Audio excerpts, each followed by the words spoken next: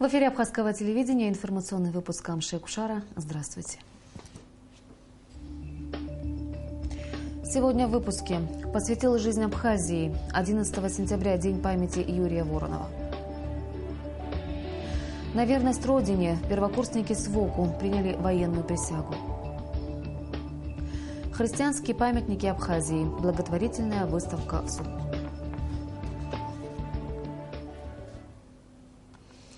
Сегодня день гибели Юрия Воронова. 20 лет назад, 11 сентября 1995 года, выдающийся абхазский государственный и политический деятель, ученый, был предательски убит на пороге собственной квартиры. Каждый год в день гибели Воронова к его могиле в центре Сухума приходят все, кому дорога память о нем. Сегодня вместе с друзьями и коллегами Юрия Воронова цветы к памятнику возложил президент страны Рауль Хаджимба. Абхаз с русской фамилией. Так говорили про Юрия Воронова его друзья и сподвижники. Выдающийся ученый-кавказовед, государственный и общественный деятель, один из лидеров национально-освободительного движения абхазского народа, был ближайшим соратником Владислава Ардзенба. Он был, будучи активным участником этих процессов и участником также и вот такого движения Айдгылара, который потом и создался общий политический такой комитет, совет, где и русская община, армянская, и другие общины, которые поддерживали абхазское движение и противостояли грузинскому.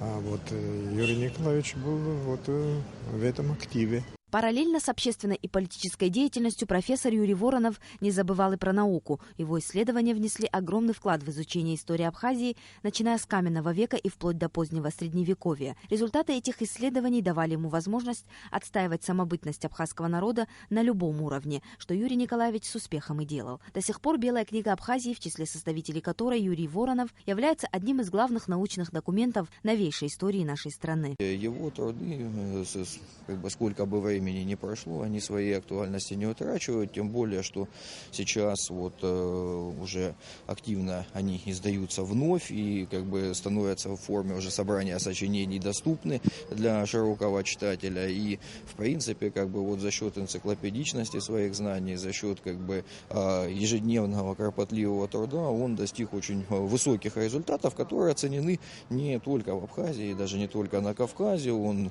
широко известен и в российском сообществе ученых, и за рубежом. Юрий Воронов очень болезненно воспринимал разрушение памятников истории и культуры. Велики его заслуги в сохранении культурного наследия Абхазии, чем он занимался постоянно, не жалея сил и собственных средств. Близкий друг Юрия Николаевича Зураб Ардзенба вспоминает, как они вместе неоднократно организовывали экспедиции.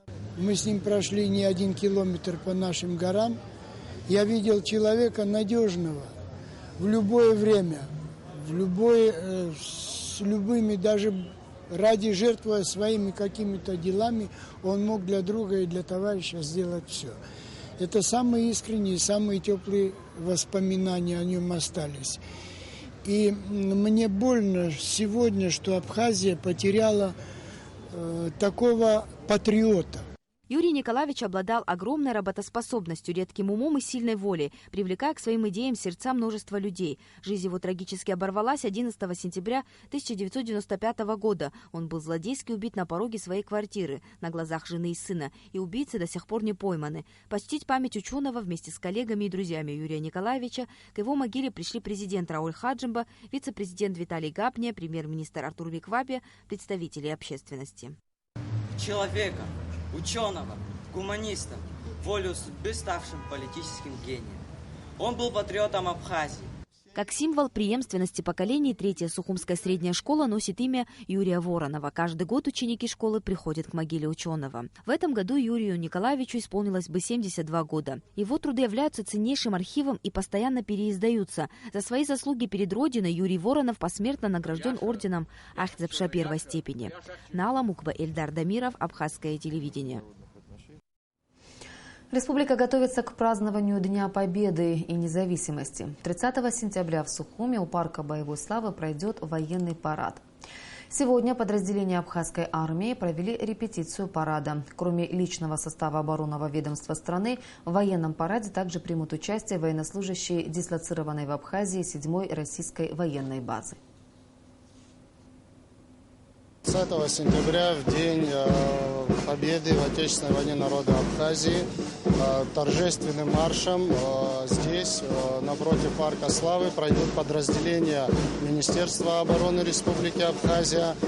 Также примут участие в торжественном марше и подразделения 7-й военной базы Министерства обороны Российской Федерации, которые дислоцируются здесь у нас в Абхазии. Что касается техники и вооружения, то в этом году в торжественном прохождении участие принимать не будут.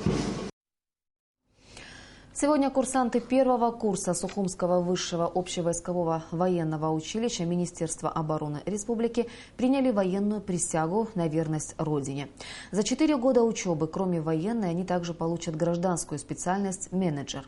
Первокурсников с принятием военной присяги поздравили родители, а также представители руководства Минобороны Абхазии.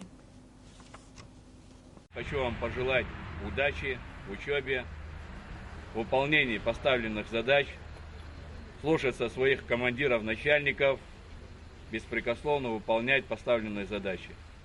Я надеюсь, вы будете достойными продолжателями наших старших. Я надеюсь, что вы не забудете тех героев, благодаря кому мы сегодня здесь находимся. Вы учитесь, получаете образование. Хочу огромное спасибо сказать министру обороны генералу армии Кишмаре Мираву Борисовичу, нашему куратору генералу-майору Цвижба, всем заместителям министра обороны. Также хочу пожелать успехов всему коллективу училища, который сегодня находится вместе с нами, работают, вкладывают все возможное для того, чтобы вы сегодня учились и служили своей стране.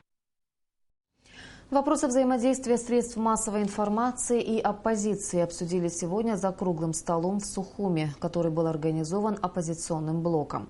На встрече отмечалась роль СМИ не только в освещении деятельности органов государственной власти, но и оппозиции, которая также является частью политического процесса. В мероприятии приняли участие руководители и представители некоторых средств массовой информации республики. Первое обследование в ходе предстоящей всеобщей диспансеризации населения абхазские медики проведут в высокогорном селе Псху.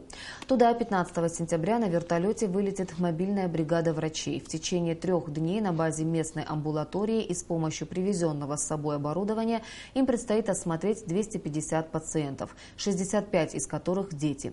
В обследование входит биохимия, кардиограмма, УЗИ-исследование, плановое вакцинирование, а также консультация специалистов, сообщает отдел информационных технологий Министерства здравоохранения Республики. Министр образования Абхазии Адгур Какоба и глава Международного фонда АПСН Санер Гогуа, находящиеся в эти дни в Турции, встретились с губернатором провинции Сакария Хусейном Авни Джош и представителями абхазской диаспоры в Адапазаре. Адгур Какоба поблагодарил губернатора за внимание, которое проявляется к студентам из Абхазии, обучающимся в высших учебных заведениях Сакарии. В завершении встречи Адгур Какоба преподнес губернатору в подарок золотую монету Апсар и пригласил посетить Абхазию. Губернатор заверил гостей в том, что непременно посетит Абхазию. В Адапазаре Адгура Какоба и Сенера Гогуа принял глава Абхазского культурного центра Арал Бганба. Благотворительная выставка продажа фотографий «Христианские памятники Абхазии», организованная благотворительным фондом «Кераз», открылась накануне в Доме Москвы. Представлены 60 работ, среди которых снимки христианских реликвий 18-19 веков. Собранные от продажи экспонатов средства будут направлены на строительство дома для многодетной семьи. Подробности расскажет Нисфа Аршма. Посетительница выставки Эсма Агрба долго рассматривала представленные снимки. По ее признанию, сделать выбор было крайне сложно, ведь все работы поистине уникальны. Приобрести хотелось каждую. Бедийский храм, он интересен тем, что он находится на такой возвышенности, на плато, из любви к этому храму, потому что там особенное место. И радует то, что те деньги, которые потрачены на приобретение этой картины, будут направлены на поддержание малоимущих семей. Выставка посвящена христианским архитектурным памятникам Абхазии. Фотографии подготовлены специально для благотворительной выставки петербургским фотографом Федором Ложковым. Автор проекта – археолог, историк, соучредитель организации «Киараз» Наталья Милованова. На выставке впервые представлены 5 цветных литографий Новоафонского и Дранского монастырей. Изначально идея создать такую выставку пришла в голову нашему учредителю, и специально для этого был приглашен фотограф из Санкт-Петербурга. Вот он ездил по Абхазии, фотографировал христианские памятники. Вот. В принципе, все, что здесь представлено, это все его работа. Организация «Киараз» начала свое существование с волонтерских акций сбора вещей посредством Facebook. Сейчас участники организации работают в тесном взаимодействии с главами сельских администраций и общественными активистами. Все вырученные средства будут направлены на строительство дома для многодетной семьи в селе Араду, которая в результате пожара 2 года назад осталась без крова. Есть семья, которая живет в Араду. В семье 3 взрослых детей, и 2 как раз вот скоро появятся на свет. Дом у них сгорел, поэтому они вынуждены жить в сарае, который как бы больше похож на коровник, чем на дом. Вот. И мы планируем все эти деньги послать на строительство дома для этой семьи. Фотовыставка-продажа продлится месяц. До 10 октября можно будет не только ее посетить, но и приобрести понравившиеся экспонаты. Нисфа Аршба, Роберт Ломия, Абхазское телевидение. Сейчас сообщение Нацбанка о курсах иностранных валют. Доллар 68 рублей 1 копейка, евро 76 рублей 82 копейки. И завершение выпуска о погоде.